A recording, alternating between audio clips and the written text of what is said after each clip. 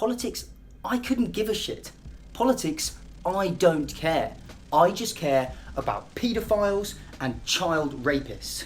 All I want to say is shame on anyone who promotes these crappy conspiracies. You are literally tearing families apart. You sucked my wife down the rabbit hole at a vulnerable time in her life. I tried to pull her out, but it has only led to countless nights of arguing about QAnon, vaccines, and baseless COVID claims. The kids hear it too. This crap has turned the wonderful, loving woman I fell in love with 15 years ago into a miserable person that hates the world. I'm exhausted. It's not about politics. It's not about politics. It's about the children. I don't like politicians. I lost my parents to it, and that hurts, but losing my spouse. My parents are important to me, but my spouse is my whole world. I'd be so lost and sad and angry. I'm very sorry you're going through this. Internet hug. We are definitely living in a new world order. Like, we definitely, 100%, like, it's already happened.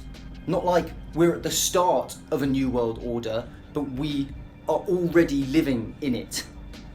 We are living in a police state right now.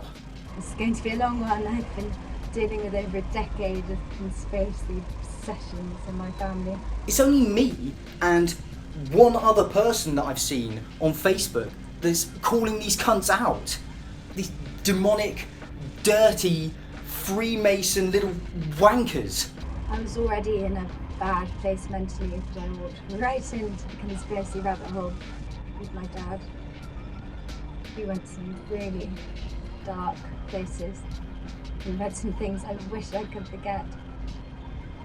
It was an obsession because it took me away from the pain I was feeling at the time. I will admit we spiraled badly.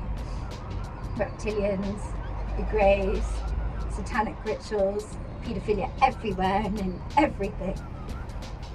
Harp, cult symbolism, vaccines and so on. If you've not heard of me after all those names start to come out, then you've got to cause a fucking uproar, because my children, they need me. My dad lives in his own extremist world and has untreated mental health issues that he refuses to get help for because he doesn't trust doctors and thinks therapy will get used against him by the evil people in power. And this belief was hammered into my head for a long Adrenochrome, time. organs, etc. is massive. You know, I've been researching this for 2.5 years now, and it's so big. Most people won't be able to comprehend it or even accept it. You know, you try to tell people about it, and they'll laugh at you. This has all taken a huge toll on my mental health. I'm struggling to shake off some of the insanity that was put into my head. QAnon robbed me of the man I love. These satanic filth are the top families in the world. You've heard about them, Rothschilds, etc. I mean, you call them what you will. You know, the Illuminati, Cabal, you know, Freemasons, Jesuits, Knights Templar, Bilderberg, etc. For hundreds of years, they have penetrated and run every aspect of government, law, politics, big tech, big business, humanitarian organizations, media, sport, entertainment. I'm not sure what I'm hoping really to get out of this. It started with harmless things, I suppose, like questioning the Bilderberg group, doubting the moon landing, going on r/the red pill, and then onto liberal media trying to brainwash us by being more woke, i.e. showing interracial relationships. But then that snowballed into being Jewish propaganda to try and rid Europe of the superior white race. He's Asian, by the way. There are some people in the world who are just not good for your well-being. And by doing this, they can cover up and get away with the most heinous crimes, these satanic rituals, adrenochrome harvesting and farming, child hunting. Yeah, they hunt them, they rape them, and they kill them. And the Belgian, Dutch, English royal families, even Nicole Kidman's father. You Google it, it's true. Immigration reform. Jewish attempts to destroy the white race. Big black dicks in porn. Jews want women to want black men. To destroy white lineage. And that's why all porn platforms are owned by Jews. I was an atheist for years until I started researching this and discovered the truth. Hollywood equals the Jews. And now I'm friends with God again. So please, do your own research. There's a lot of misinformation out there, cover-ups. Pizzagate is real. Pizzagate. Obama being a paedophile. Holocaust denial. Climate change denial. Seth Rich was murdered. And now this. QAnon. Bullshit. I avoid discussing politics with him. Because it always leads to him bringing up these insane theories. Most importantly, spread the word. You will not get through to everyone, but at least you tried. I finally lost it and told him how all of these theories have been repeatedly debunked. And he just looked at me and he said, "You can't see it? Then you're lost." He stopped eating with me because he said, "I don't share food with people who support paedophiles." And that was the last day we ever had a conversation. My aunt, who was ultra QAnon, shot herself earlier today. She left a note saying she was terrified the cabal was coming for her and her kids because of Trump's loss. I swear to God, if I ever see Jim Watkins, I'll tear him apart with my bare hands. How many more people can they hurt like this? Now he even refuses to look at me directly. He withholds sex and affection. It's a punishment. We still live together. But I've lost him. I'm exhausted. And the most frustrating part is that we aren't even American. Edit 1. Thank you for all your kind words. She was a good person who got sucked into this bullshit and it warped her. And you gotta get angry. You have got to shake off this sleepy aura of compliance and start listening to that little voice inside that tells you this doesn't add up. Like, do you want your life back? Do you want to know the truth? Do you want to be able to embrace your loved ones again, work, and not live in the pocket of a government that has done nothing for you? Do you want the science investigated? Do you want the liars held to rights? For God's sake, get moving. Be a part of history. Rise up! Final edit. I'm sorry, but the family has decided not to speak to the press on this. Thank you for respecting our privacy.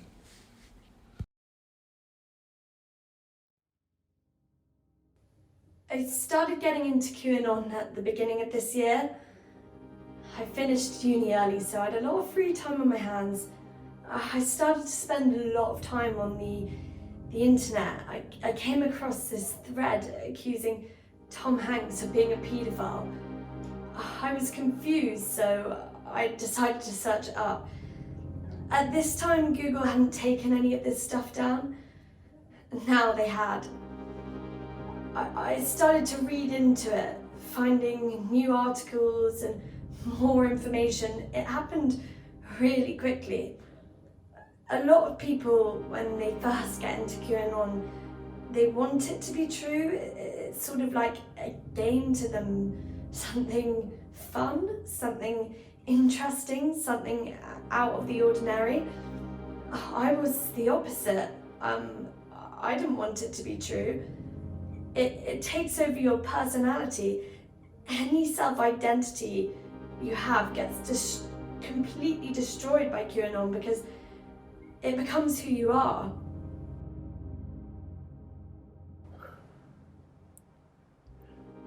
Yeah, the WikiLeaks emails were, I guess, my real induction into Pizzagate and QAnon. Yeah, I also... there's this documentary, and this might be relevant. It's quite famous, and it's called Out of Shadows. You know, it's pretty... Is that the Hollywood documentary?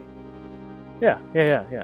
I think I saw that a couple of years ago. Look, it's got a lot of bullshit in it. Like, you know, at the start, it's got a lot of bullshit, like Hollywood, the Druids, television, Air Vision, like, okay, get to the fucking, you know, actual substantiated shit, but, you know, later it goes more into the links between John Podesta and convicted pedophiles higher up in the Democratic Party, which gained more traction with the Pizzagate emails. For example, and this is an example of one of the emails. Hi, John. The realtor found a handkerchief with a map related to pizza on it. Is it yours? And he's like, yeah, thanks. Obviously, they're talking in code. And the QAnon interpretation is that it's related to pedophilia, and I don't think that's much of a jump. You know, like, why are they talking in private code in emails anyway? That's a bit suspicious. So you read these emails yourself. Can I ask when you were first made aware of them and when you first accessed them? Well, I can't actually remember. Probably Alex Jones. Probably Alex Jones was my in on this.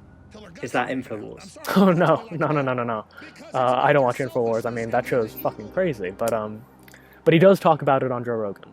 On his appearance on Joe Rogan? Yeah. But, probably Joe Rogan was my in. Well, you know, because I started getting into that when I started getting into, substances, shall we say. You know, it's a subculture. And conspiracies, you know, to some extent kind of go hand in hand with the drug subculture. You know, there's very much an idea that there's a big corporate push to criminalize drugs, so... Most people get involved with it because of algorithms on social media, especially Facebook. You'd watch something that wouldn't have anything to do with QAnon, but it was about politics, so you'd be recommended something that even vaguely resembled something political. You'd constantly have new groups, videos, posts recommended to you. I remember seeing a lot of child trafficking videos at first. You'd watch something and it wouldn't be anything to do with QAnon, but it would be taking a stance on the issue of child trafficking. So you'd watch it to see what they were saying, and then suddenly your whole feed would just be full of videos about trafficking. I remember coming across this one by this guy named H.C.W, who was this celebrity that was accusing Tom Hanks of trafficking children. And I remember coming across this, and I didn't search it up. I don't even know how it got there, but it was on my feed, and so I watched it. When I see a lot of the Q stuff, it's mainly screenshots of articles, of text and an image, but not a source, and it's never coming from newspapers.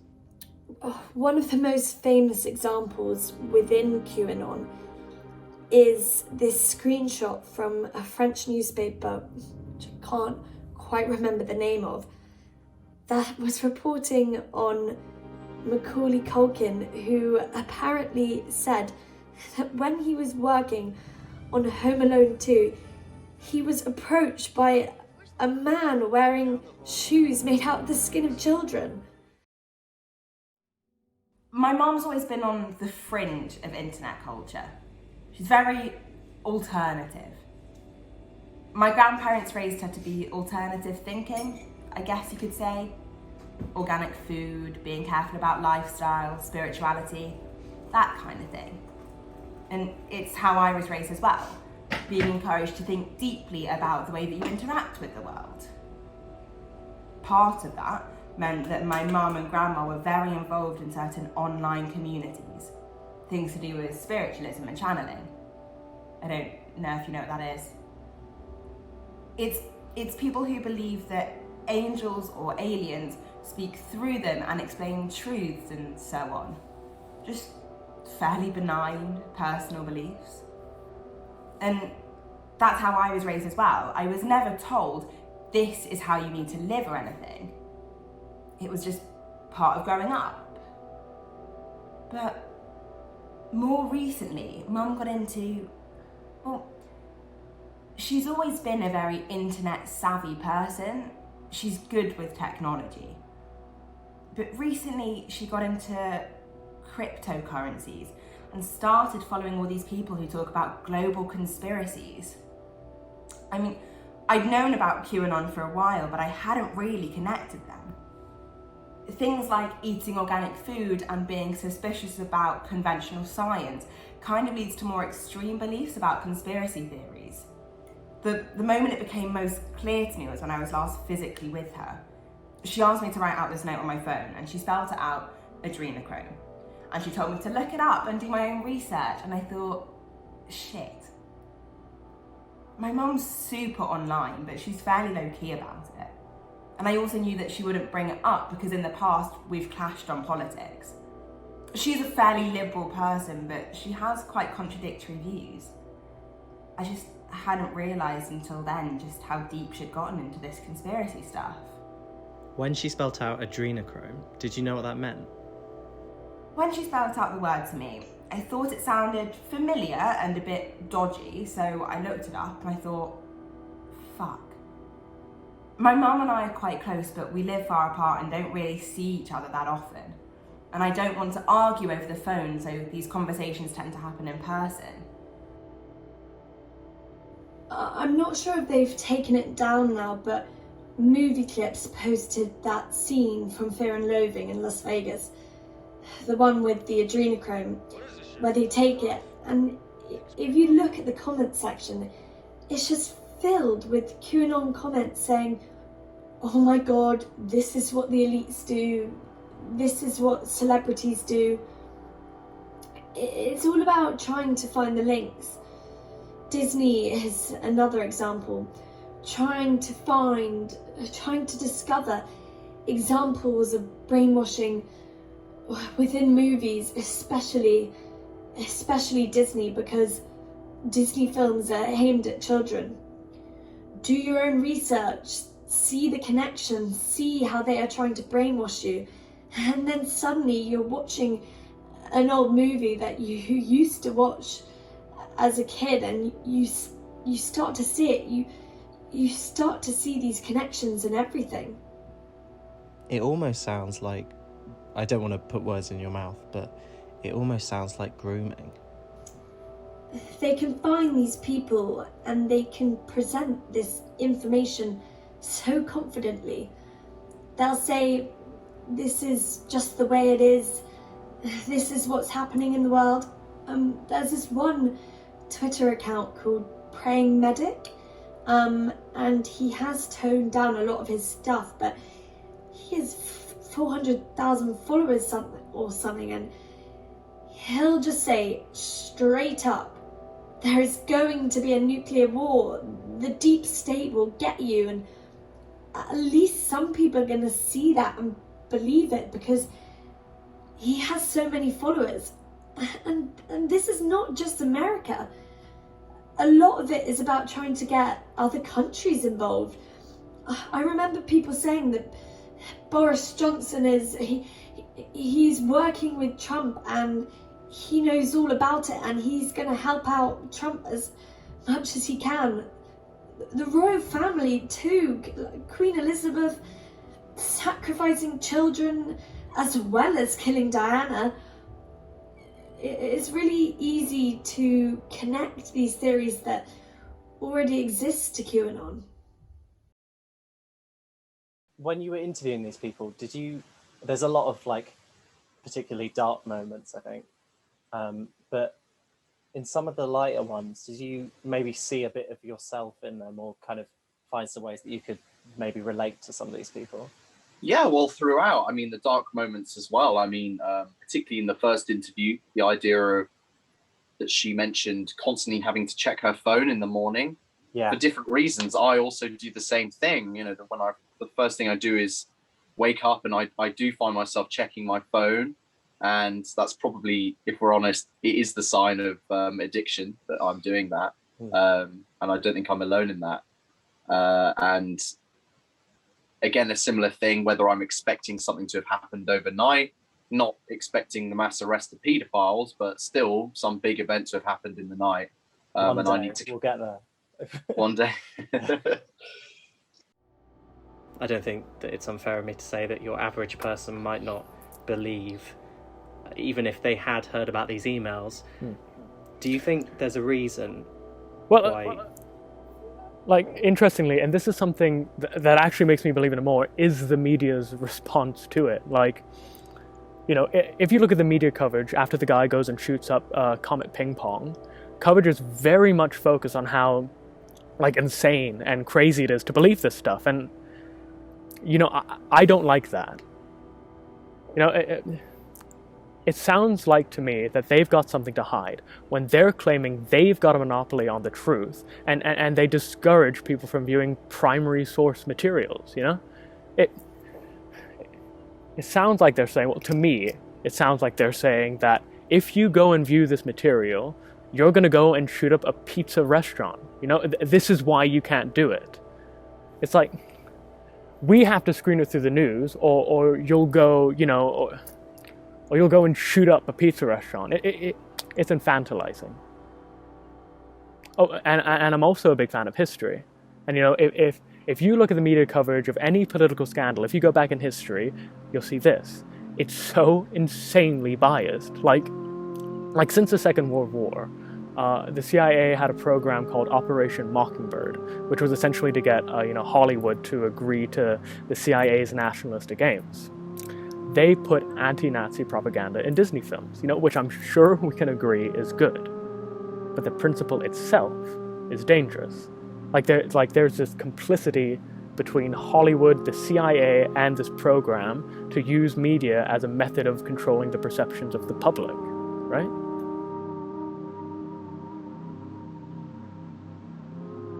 Many people may have disagreements with their parents. I really don't agree with my dad's politics, but I have a sense that this is different. Do you think that's true? For me, because I don't want there to be direct conflict about it, I avoid it, which means I'm hyper aware of it. I've had hundreds of perfectly reasonable, normal conversations with her, but we just talk about life and everything's lovely. But whenever the conversation edges towards that direction, I'm really aware of it and I just want to avoid it. I look at her Facebook and I don't think there's anything that bad, but it's clear she's very active in the QAnon community. And she's not just sharing things anymore, she's making her own posts multiple times a day. Posts that are clearly instructing her friends to go and research different topics. And she's mentioned Q drops. Q drop 142. How did Soros replace Family Y? Who is Family Y? Trace the bloodlines of these three families. What happened during World War II? Was Hitler a puppet? Who is his handler? What was the purpose? What was the real purpose of the war? What age was GS? What is the Soros family history? What has occurred since the fall of N Germany? Who is A. Merkel? What is A. Merkel's family history? Follow the bloodline. Who died on the Titanic? What year did the Titanic sink? Why is this relevant? What exactly happened on the Titanic? What class of people were guaranteed a lifeboat? Why is this relevant? How do we know who was on the lifeboats, D or A? How are the names and bodies recorded back then? When were tickets purchased for her maiden voyage? Who specifically? What is the Fed? What does the Fed control? Who controls the Fed? Who approved the formation of the Fed? Why did Hollywood glorify Titanic as a tragic love story? Who lives in that movie? What man opposite is true? What is brainwashing? What is psyop? What happened to the Hindenburg? What really happened to the Hindenburg? Who died during the accident? Why is this relevant? What is sheep? Who controls the narrative? The truth will put 99% of people in the hospital. It must be controlled.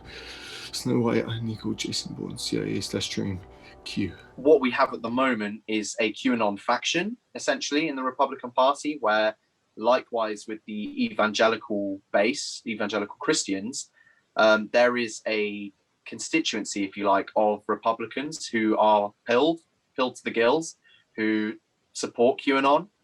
And the Republicans are aware of that, and they know that these are people who they need to support them, basically. Yeah. So whether or not you'll see out and out QAnon stuff, QAnon rhetoric, or you'll just see this kind of more sleight of hand, kind of winking and acknowledging them like we saw under Trump. But yeah, I mean, I think realistically, now that they're in opposition, QAnon is only going to increase its hold on the Republican Party.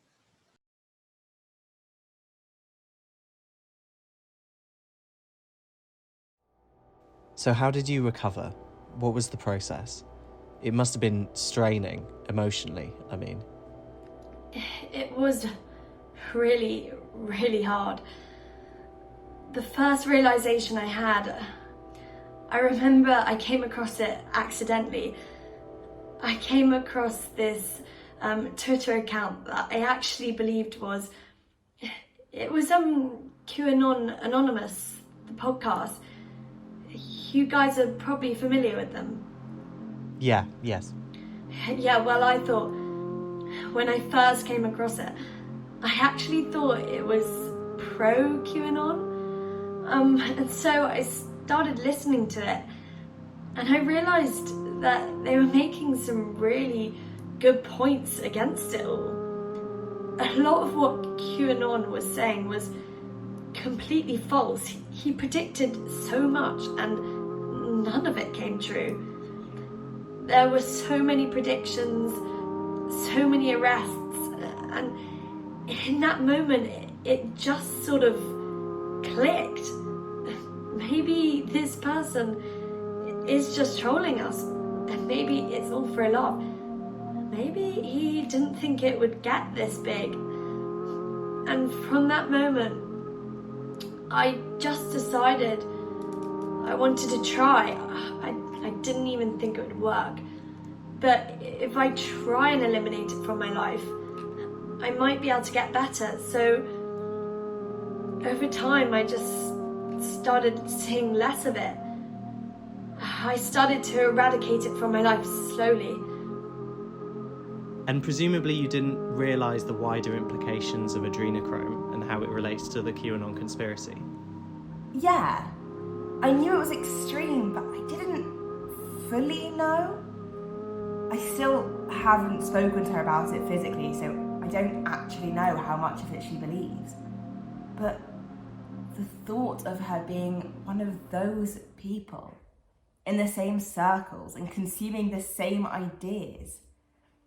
She told me that she was going to read this book about Scientology just to see what it was about, and that's just so her. She's always been interested in these fringe ideas, and this sounds horrible to say, but I always thought she had more common sense than to get into it. I still want to believe that, but then again, I scroll through her Facebook and I see posts like, I don't believe in QAnon, but, and then she talks about something that Q has apparently said. How are your relationships with your family? Have they recovered since you've gotten better? Yeah, I think it was. My mum has been a lot happier seeing the slow changes, because after getting into QAnon, you become a shell of who you are. I was always this really bubbly person. I was so energetic. And it just drains you. QAnon completely drained me. And so now that I'm starting to reconnect with myself again, and I'm starting to enjoy the things I used to enjoy, and I'm starting to reconnect with my old life, it's definitely a relief, especially for my mum, who I am incredibly close with. The parental relationship is really close, so one might think that you would have grown up with similar beliefs. Do you have any sense as to why this isn't the case? Yeah, I've been thinking about this a lot actually recently. There's a big theme in these kind of communities, and you see it a lot with QAnon. The idea that something big is going to happen soon. And then it never does. Oh, it will happen next week or next year. And then it doesn't happen. That was quite consistent in my life growing up. A kind of wish fulfillment. A big event was going to happen soon and then everything would be different. When I was younger, I would get so excited at the thought that something would happen and everything would change, but it would never happen. Like Bitcoin.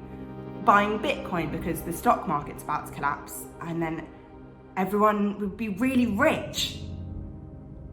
I have this really strong memory of her telling us one day that soon she would come and pick us up from school in a brand new car because somehow we would have come into a lot of money. But of course, that never happened. And I came to the realization that, of course, it never would.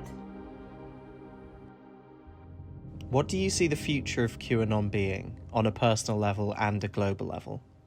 For me, personally, I think it's going to make me more cautious in the future. I think it's toughened me up to other ideas. I feel like now that I've gone through this, I won't be so susceptible to it in the future, to other conspiracy theories. But also, on a global scale, it's been around for a very, very long time. Even since the early 1900s, there was a book released called The Elders of Zion that promoted the idea that Jewish people were killing Christian children and drinking their blood, which is very similar to QAnon. It's always been around and it will be around forever. It will just evolve into something slightly different. And actually, yeah, there are shadowy people or groups who hold a lot of control. But actually, they're not shadowy in the sense that the QAnon believers think they are, that they're hiding behind governments or they're doing it right in the open. Yeah, you know, they are the governments. Exactly, exactly. They are the governments. The vested interests are ones that we know about. It's, you know, it's not being able to see the forest for the trees with QAnon. So, you saw these initial claims of election fraud with the Dominion voting systems on Twitter, and then you yourself sought to investigate further. Yeah. Well, if you're saying that the mainstream media is unreliable, can I ask, where do you get your news from? Social media? Individuals. Individuals specifically who I regard as trustworthy. You know, because they keep up or have been proven right so far. People who don't straw man. You know, like Tim Pool is a good example. Paul Joseph, you know, Watson, which I'm sure will get a couple laughs, but he's a saner, a slightly saner version of Alex Jones. And Nigel Farage, everyone laughed at him for the past 30 years, but he was on the money. You know, he was reading the National Pulse. He understood the untapped frustration with the status quo. Like, look, I'll soak up the narrative from the mainstream media, and then I'll go to the individual pundits and see which influences me more. The onus is on the commentators to prove or disprove the media claims. When you see people who disagree, who won't engage with, for example, the election fraud narrative, how does that make you feel? Well, it makes me feel like they're just blue-pilling themselves. Like, I think they want to be in a world where the media is trustworthy, where the institutions are trustworthy, and to be honest, I think a lot of it has to do with laziness. You know, it doesn't require work for you to just believe what the mainstream media is telling you, to believe the narrative. But it takes time to do more research. Like, and that's a big part of it. You know, it's not something that can be put in a news article. It's such a huge paradigm with so many facets and levels to it, and that's just not something that you can have on a 10 minutes news segment. It's multiple different links to different websites that show links to different individuals and money changing hands. It's such a vast set of information that some element of personal investigation is needed. The main takeaway that I would like people to take is to talk about it. We need to talk about these things. We need to talk about why so many people believe this stuff, and not even just, oh, the deep state, pedophiles, Trump is going to, you know, the storm and all the rest of it. Not the hardcore stuff, but even just the more peripheral Q adjacent beliefs. What do you think keeps her believing that something like this will actually happen? I think she just wants there to be more. She wants being here to be worth something. She wants her life to be grander, or perhaps richer. Yeah, richer. Not in... Oh, not in a wealth sense, but in a spiritual sense. In a spiritual sense, yes. A spiritual sense more than anything. And I'm the same. I mean, I'm not religious or anything, but I definitely like the idea of there being something bigger. That there's a reason, you know? The key is Epstein, you know? So many reporters were aware of what he was doing, but they were never allowed to publish the stories. That's where the idea of the media's complicity in covering up pedophilia started for me. But do you think that pedophilia, in this sense, is an emergent property of these people simply abusing their power? Because there are parts of QAnon that suggest that it serves some occult purpose. Yeah, and being Christian definitely influences this for me. You know, it's no secret that QAnon and Christianity make sense together. Well, say, for example, a large movement rose up in the UK to do something about this. Would you see yourself joining in on any kind of direct action? I think protests tend to be counterproductive and turn off the majority of society to your aims. You know, I think that's true of Extinction Rebellion and Black Lives Matter. Initially, there's a lot of support, but the more the protests impact everyday people's lives, the greater the sentiment against them tends to be. I would also probably vote for a QAnon candidate if one ran in an election, though. You know, most people who believe in QAnon tend to believe in things like small government, which aligns with my libertarian beliefs. What do you see as the future of this kind of worldview? Is there a clear path forward? And do you have a sense of what you might do and what the movement might do? I think it all hinges on the election. If Trump concedes and there is no fraud proven, and he doesn't come out with some kind of massive expose with all the evidence he has amassed over his 4-year term, if he doesn't do that, I think the movement will be over. But right now, all the Q people are very excited. They're saying he knew that the elections had been stolen all along, and this is the final trap. He's about to release all the information. Clinton, Soros, it's all coming together. I don't think he can climb down from this. Whatever happens, he has to continue down the rabbit hole. Is it part of your belief on this that Trump is actively fighting against this in secret? Yeah. I believe that more based on what he's done since he's been in office and the things he tweeted. He continually spreads Q rhetoric, and when he was asked directly about Q, he refused to denounce it. He's done all the right things in Q followers' eyes, which makes me think that he knows more about it and is going to reveal something really big. You know, and people trust him because he's kept a lot of his promises. You know, he said he'd build the wall. He built the fucking wall. He said he'd move the embassy to Jerusalem, and he moved the fucking embassy to Jerusalem. He said he'd renegotiate NAFTA, and he fucking renegotiated NAFTA. There's an element of trust that people have in his track record with hints and winks to the Q followers, which is why I think people are still on board.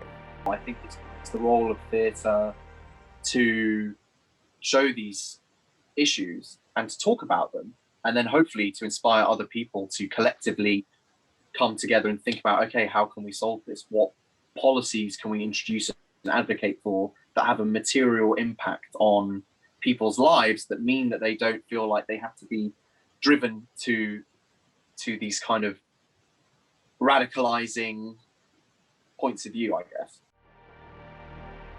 Even if you researched the specifics of her views, do you think she would change her mind if you were to speak to her about it? I want to say yes, but I don't know.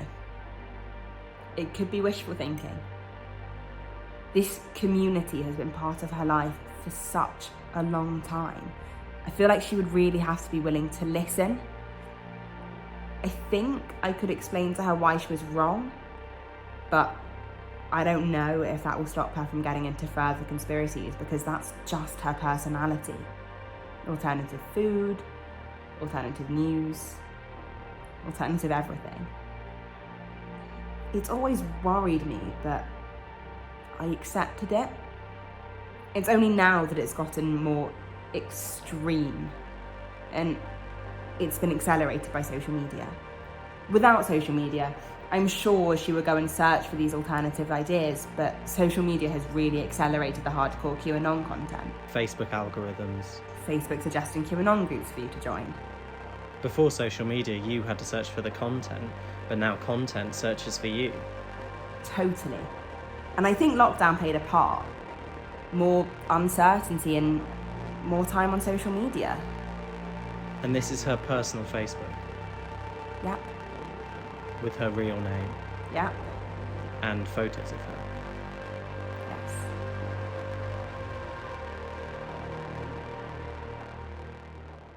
I think we can't underestimate the mental health implications and for causes as well. I mean, one thing that this pandemic has really exposed is the utterly inadequate mental health support that people across the world, and especially in this country, in the UK, have. And I know it's the case in America as well, big time. There is a mental health crisis, both over in the UK and the US. And I really think that until there is like significant progress made to address that, again, these kinds of conspiracies are going to continue to spread.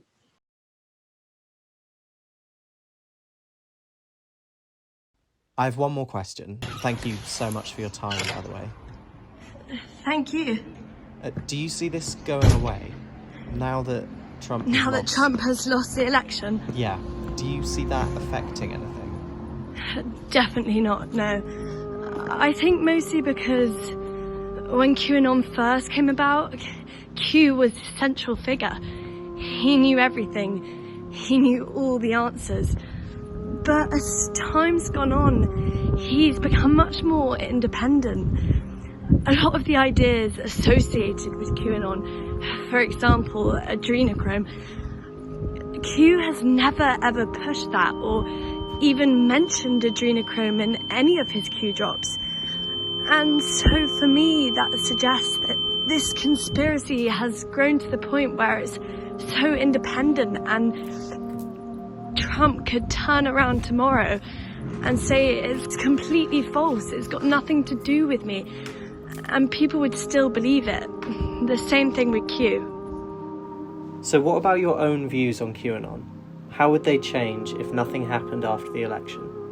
Well, I still think I believe that there is a global effort to monopolize control, but it would go more to the corruption rather than the additional satanic pedophilia. Would it cause you to evaluate any of the individuals who you consider reliable? I might think that if an individual is wrong about this, there will be other things that I agree with them on. You won't always agree with what someone has to say. How much traction do you see this getting amongst young people, online or in person? even if, like you, they don't agree with the entirety of the theory, but just some elements of it. I think there's a lot of agreement on the corruption element. I mean the scale of corruption, like 6 companies or whatever that run the world. Inequality is increasing, and the rich are getting richer. I think that's a point most young people can agree on, especially young people, because there are fuck all opportunities for young people right now. Ownership is completely fucked, and it's now a cliche that young people won't be able to buy houses, and we're living paycheck to paycheck, and social media is a huge part of it. Young people don't get the majority of the news from the mainstream media. They get them from influencers, celebrities, and other people on social media. So no, media is reliable. So I think it will continue this way. When I went to sleep, Trump had the lead. How the hell we go from election day to election week? The pollsters got it wrong again, they must have been confused. But I tell y'all about shit myself when I turn on the morning news. Cause they found pallets full of ballots at 3 a.m. all the way from Georgia to Michigan. They took the caps off of their Shoppies and they filled them fuckers in. Those pallets full of ballots all for Joe Biden. Well, ain't that sweet? He got just what he needs. They found just enough votes to get Sleepy Joe the lead. He said, come on man, I want you to be a good sport. Donald Trump said, fuck that shit, I'll see your ass in court. Bring them pallets full of ballots at 3 a.m. all the way from Georgia to Michigan. They counted Arizona early, and the only way they'll win is those pallets full of ballots all for Joe Biden. Somebody better wake him up, Sleepy Joe is sleeping in. To tell the truth, I think he forgot he was running for president. But it don't matter, cause they found pallets full of ballots at 3 a.m. all the way from Arizona to Wisconsin. They want us to bend over so they can fuck us again. Those pallets full of ballots, that's the only way they'll win. Those pallets full of ballots, all for Joe Biden.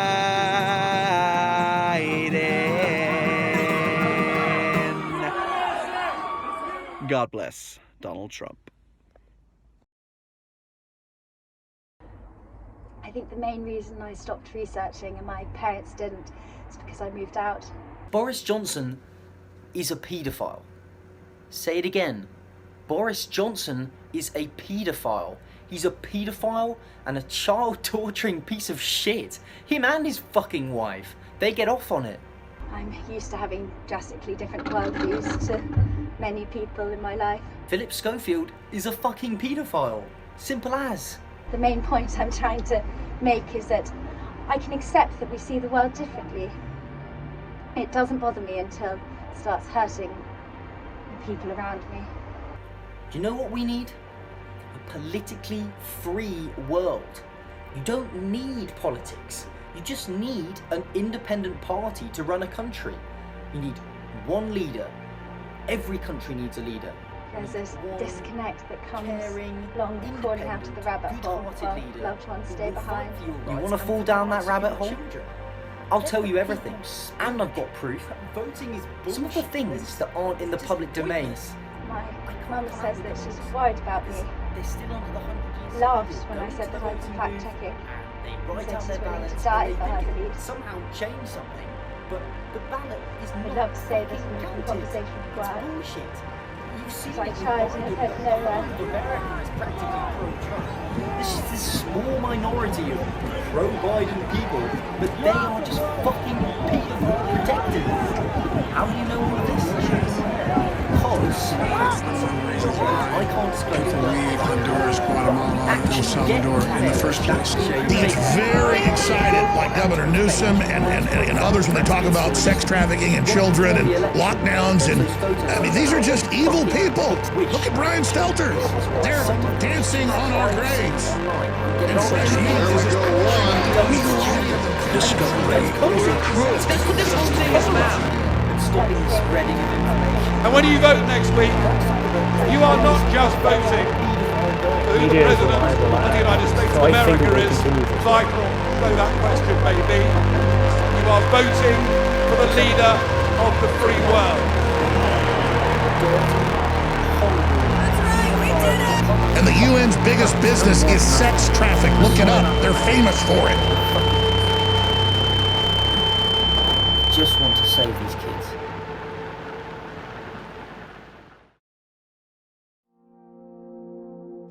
What are your emotions towards your mum at this point? It's difficult. On the one hand, I feel the same as I always have done. She's my mum and I love her so much. When I was younger, I didn't want anyone to view my mum negatively. Anything weird, I just kept to myself. But it's been getting worse, and that's why I decided to talk to Harry about it and about this project. Even if that means that people will have a view of my mum that I would really rather they didn't have. It's hard because I want people to see my mum as this really kind and wonderful person who's really funny and weird and a bit intense, but really amazing and just amazing to talk to. Just a good person. But at the same time, knowing that she believes these horrible things, I hate the fact that people will know that she believes this fucking rubbish. It's difficult, honestly. And that's why you don't engage on Facebook as well. Presumably you have friends and family on there who also see it. This is the other problem. The way she does it is palatable enough for people who we know, our friends and family, to engage with it in a really positive way.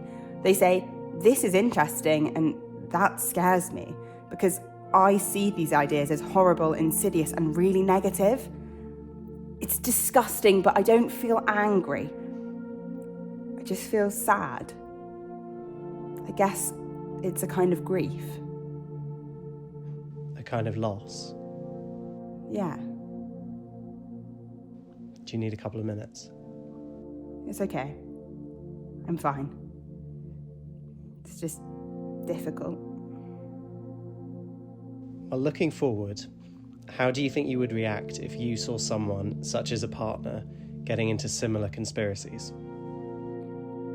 I hope I would be able to see the warning signs before it's too late to intervene. Be more aware. I think I find it easier now to know when someone is saying one thing but really means another. Like a defense mechanism that you developed? It feels like that. It sounds really tiring. It really is. Do you think she would be happy if you began to believe? Definitely, absolutely. That would be the ideal for her. It would be reaffirming? In part, but I think more than anything it's because she truly believes in the danger of it all. So the fact that I don't acknowledge the danger, that I don't believe that it will have the same impact that she thinks it does, I think it's stressful for her. She hates suffering, so I'm sure the idea of people, children, being hurt by a deep state paedophile ring would really upset her. If someone in a similar position came to you for advice, do you have any sense of what you might say? It's hard. Talk to them about it. Understand why they feel it's so important for them to know. That's where I'd start. Ask them, what about this rings so true to you, and how can I convince you otherwise? Is there anything, you're actually our last interview, do you think you have any hopes about how we portray the issues in this project? Is there anything you want to say or anything that you think we should say or do? I appreciate that you're presenting it in a neutral way. That's what Harry said when we spoke earlier, that you're not condemning the people who believe this wholesale. hopefully it will be a discussion that presents these ideas in a way that make people question why. Yeah.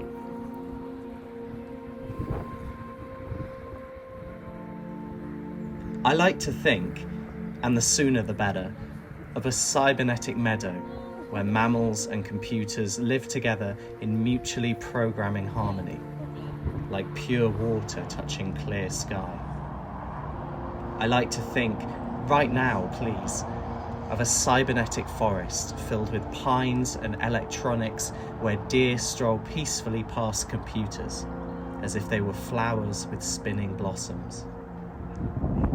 I like to think it has to be of a cybernetic ecology where we are free of our labours and joined back to nature, returned to our mammal brothers and sisters, and all watched over by machines of loving grace.